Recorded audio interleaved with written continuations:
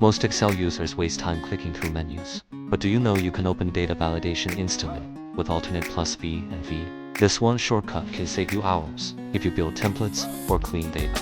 Think about how often you use data validation, drop-down lists, GL mapping rules, cleaning messy inputs, setting restrictions for users, and every single time you want to click data, then data validation, you're wasting time searching it with your eyes and clicking one by time.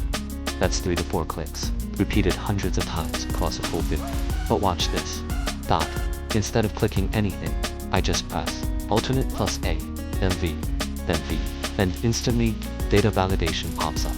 It feels like magic the first time you try it. This shortcut is a game changer if you build systems or templates, because data validation is one of those tools you use repeatedly without thinking. Every time you press Alt plus A plus V, you skip the entire ribbon done. It saves seconds each time, but minutes across a full workflow. And when you're building something big, those minutes matter. Here's where I use this shortcut the most: creating dropdowns for customer codes, setting validation rules for GL map, cleaning messy data from clients, building SME templates, testing workflows quickly. When you're working fast, shortcuts like this keep your momentum. You stop fighting the software and start building.